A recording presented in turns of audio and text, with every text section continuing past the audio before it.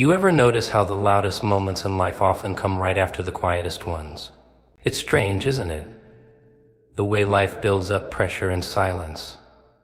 No announcements, no confetti, no memo from the heavens, just stillness. That's where God does his deepest work. When it feels like nothing's happening, that's when everything is happening. But most people panic in the silence. They interpret quiet as absence. They think if they can't hear God's voice, if they can't see movement, then he must have left the building. Wrong. When God is silent, he's watching, studying. Not because he needs to learn something about you, but because he's letting you see something about yourself. And if you pass through that silence without losing your soul, that's when the smile comes. And here's the paradox: his smile doesn't always look like joy. Sometimes it feels like a gut punch, a wake, up call. A shift so sudden it rattles your entire internal compass. That's because the smile isn't just about comfort. It's about confirmation. It says you've endured what most would have escaped. You didn't flinch when life got raw. You didn't sell your soul for a shortcut. I saw you. That smile, it's a reward. Not for perfection, but for resilience. You were never meant to hear applause during your training. That would have ruined you. What builds a rare soul is isolation, not recognition. You didn't need a crowd. You needed the cage, the silence, the slow burn. Because in that space where your thoughts echo and your fears try to get louder, you develop something terrifyingly powerful: inner strength. The kind no platform can give you and no failure can take away. Now let's talk about how that smile lands. It doesn't knock politely. It hits like truth, like revelation. It exposes what you thought you needed and shows you what was actually essential. That relationship you thought you couldn't live without, gone. That job you thought defined you, replaced. That identity you clung to for survival, shattered. And yet you're still here, more you than ever. That's no accident. That's divine design. The lifting doesn't begin with people celebrating you. It begins with God validating you internally. That's the shift. That's when you stop chasing approval and start walking in purpose. But here's the part nobody warns you about. The moment you start rising, old energies will try to pull you back down. People you once carried will suddenly act like you owe them an explanation for outgrowing the version of you they were comfortable with. Let them be uncomfortable. You didn't come this far to stay palatable. You came to become untouchable. God's smile is subtle. You won't always see it in obvious signs. Sometimes it looks like peace where you used to panic. Sometimes it looks like clarity where there used to be chaos. And sometimes it looks like you finally walking away from what broke you and not repair. And if you really want to know you're being lifted, here's the indicator: you feel like you're being peeled. Layers coming off, comfort zones dissolving, illusions cracking. That's not punishment. That's preparation. God doesn't elevate your circumstances until he elevates you. The version of you that's rising, that version had to be built in private. Nobody saw the nights you didn't break. Nobody saw the self-control it took not to retaliate. Nobody saw the work, but heaven did. So when I say God is smiling, I don't mean it like a Hallmark card. I mean it like a sentence has been passed. You are being lifted. Not by luck, not by people, by divine law. Because you aligned, because you waited, because you passed the test. And if you still doubt it, ask yourself, why do you feel so restless right now? Why do you feel this strange anticipation like something's about to burst wide open? That's not anxiety. That's momentum. That's your spirit responding to what your eyes can't see yet. The lift is already in motion.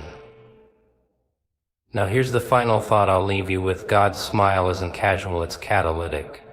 When he smiles, everything shifts. You don't need approval when you have anointing. You don't need validation when you've got vision. And if God is smiling on you now, it means one thing: get ready to rise, because staying small is no longer an option. You ever notice how the people with the deepest potential always seem to go through the darkest storms? The ones who carry light inside them, unexplainable, unsettling, powerful light, are almost always the ones life tries to break first. Not because they're weak, but because the light they carry threatens the structures that surround them. If you're going through hell and still holding on to your soul, that's not a curse. That's evidence. It means something within you is too rare, too raw, too sacred to be left untouched. That's when God steps in, not with comfort, but with strategy. See, most people don't recognize divine strategy because it looks like chaos. It looks like betrayal, like loss, like everything you thought was safe collapsing in front of you. That's how it starts. And if you're not careful, you'll misinterpret movement for destruction. But what if I told you the break was the breakthrough? That the pain wasn't random, it was instruction. God doesn't move you by asking nicely. He moves you by disrupting anything that's limiting your capacity. The environments that once felt familiar, now they feel like cages. The people who used to uplift you, now they drain you. The habits that used to soothe you, suddenly they disgust you. That's not coincidence. That's transformation. You're not crazy. You're just no longer compatible with the version of yourself that was designed to survive. You're evolving into the version of yourself that's meant to lead. But here's the twist: before he lifts you up, God will subtract. He'll clear the stage, remove the distractions, expose the leeches, and most dangerously, he'll reveal the lies you've told yourself just to cope. The ones that kept you small. The ones that sounded like, I'm not ready yet, or I don't deserve more, or maybe this is all there is. Those lies, they die during the shift, because the truth is you were ready, you were just surrounded by things that trained you to doubt your own voice. And that's the terrifying part, because once you've seen the truth, you can't unsee it. Once you've tasted your real potential, you can't go back to pretending you're ordinary. That kind of awakening is irreversible and lonely. You won't be able to explain it to people still addicted to their comfort zones. They'll look at you and say, you've changed, as if that's a bad thing, as if growth is betrayal. But let them talk. Let them project. You didn't wake up just to keep everyone else asleep. You passed the phase where survival was enough. You're not just here to make it through the day. You're here to shift atmospheres, to speak in rooms that weren't designed for your voice, to carry light into systems that profit from darkness. And the crazy part is God's already positioning you even while you think you're still in the shadows. The connections, the timing, the insight, it's all building quietly behind the curtain. Because when God lifts you, he doesn't do it to impress people. He does it to impact destinies. And that means your rise won't be public until your foundation is unshakable. So if it feels like you're being torn away from everything familiar, you're not being punished. You're being positioned. He's moving you from maintenance to mission, from theory to execution, from isolation to influence. You don't need to explain the shift. You just need to honor it, because what's waiting for you on the other side of obedience is freedom. Let this burn in your mind. God never moves without purpose. And if he's disrupting your comfort, it's because your calling can no longer afford your silence. This is not the season to shrink, it's the season to step. You ever sit in the middle of your storm and wonder, why me? Why does it seem like the people who lie, manipulate, and destroy get ahead, while the ones who carry love, truth, and depth get buried under the weight of it all? That's the paradox, isn't it? The twisted irony of spiritual elevation. It rarely feels like a reward. It feels more like exile. Because when God is lifting you, he doesn't just elevate your platform, he refines your perception. That's where most people miss it. They think promotion comes wrapped in applause and opportunity. But divine elevation, it comes wrapped in silence, in separation, in struggles so specific you start to think you're cursed. But you're not. You're being set apart. It's not just that God is changing your location, he's changing your vision. Your eyes are adjusting to see in spiritual light. You're not looking at life the way the average person does anymore. That's why the things they celebrate don't move you. The conversations they obsess over bore you. The games they play feel shallow. Because you see through it now. You feel through it. And that clarity, it costs you. It separates you, but it also protects you. Clarity doesn't always bring peace, it brings responsibility. When God shows you what's really behind that mask, when He reveals the motive behind that smile, when He makes it impossible for you to ignore the toxicity in that circle, you don't get to unsee it. You don't get to pretend it's not poison. You have to choose, evolve, or enable. And most won't make that choice. They'll stay where it's safe, where it's familiar. But you're not like them. That's why your elevation is lonely. Elevation requires disconnection. You don't climb mountains with a crowd. You do it in solitude, gasping for air, questioning every step. But with each move upward, you gain something no one can take from you: perspective. You stop reacting to surface level chaos because you've seen what's above the storm. You've seen the design. And you realize God didn't lift you for comfort. He lifted you so you could see clearly. That clarity, it's not a luxury, it's a burden. Because now you're not allowed to play small, not allowed to fake it, not allowed to settle. You've seen what's possible, and that vision haunts you. It wakes you up in the middle of the night and whispers, "This isn't it, there's more." And deep down you know it's true. That's the ache you carry. The tension between where you are and what you've seen. And no matter how much you try to numb it, distractions, relationships, noise, it won't leave. Because it's not a wound, it's a signal. God is lifting you so you can lead others out of blindness, out of confusion. But first, He's making sure you see. Not just with your eyes, but with your spirit. And that's not easy. Because seeing truth means you'll also see pain. You'll see people self-destruct and call it freedom. You'll see leaders crave power more than purpose. You'll see systems built on oppression dressed up as opportunity. And sometimes you'll wish you could go back to being ignorant. But you can't. Not now. Not ever.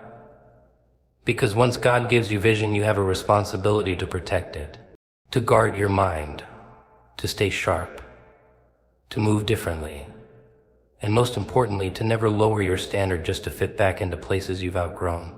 They won't understand the version of you God is revealing. That's okay. They weren't meant to. Elevation is revelation. It's the unveiling of the real you in that version. It doesn't beg for approval. It doesn't shrink to make others comfortable. It doesn't apologize for seeing what others choose to ignore. So if you feel like you're seeing too much, knowing too much, feeling too much, don't curse it.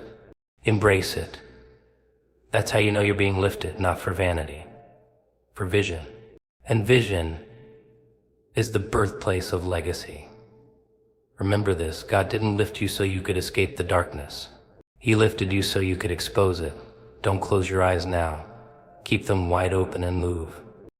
You ever wonder why certain doors stayed shut even when you begged for them to open? Why certain people walked out of your life at the very moment you thought you needed them most? It's not chaos. It's not punishment, it's precision. When God is lifting you, He isn't just taking you somewhere new, He's stripping away anything that can't survive where you're going.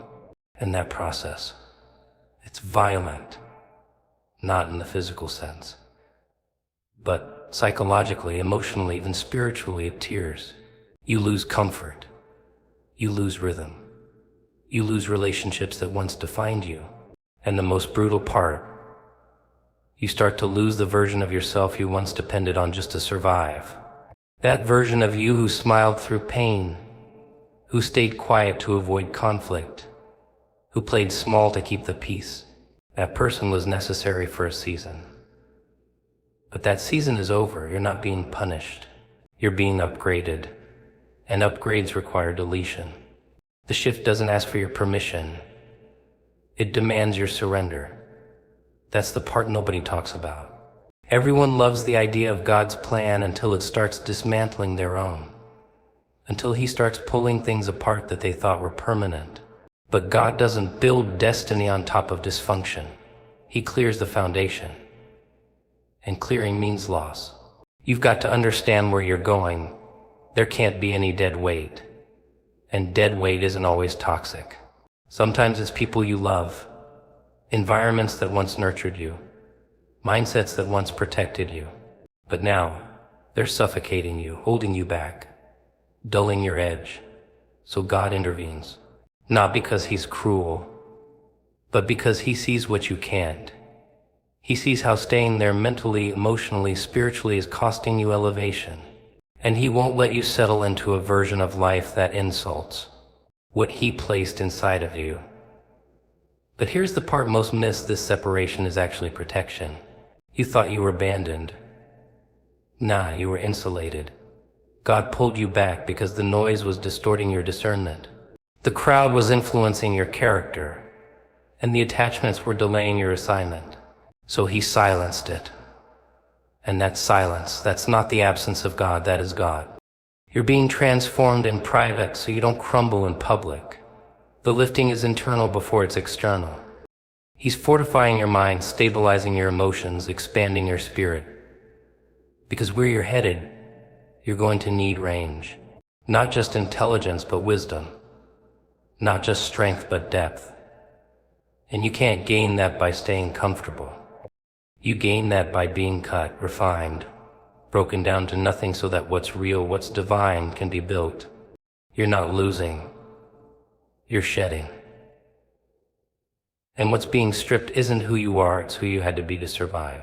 But now it's time to live, not pretend, not perform live fully, authentically, without apology. And you can't do that while dragging the weight of unhealed attachments or expired versions of self.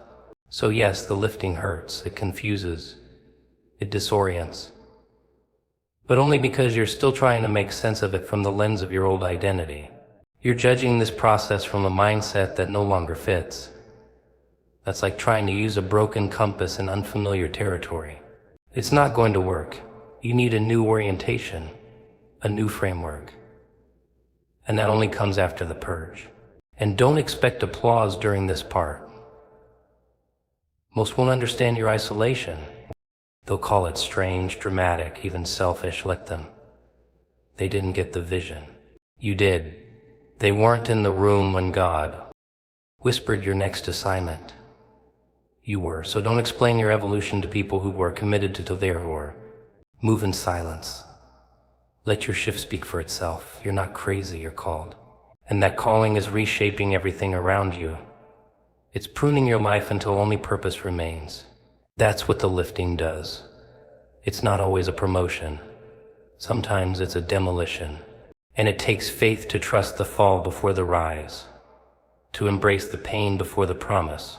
But you're still here, which means the work isn't done. And neither are you. Let go. Let God. Because what he removes now is what would have ruined you later. You know what's interesting? The people who smile the hardest often carry the heaviest weight.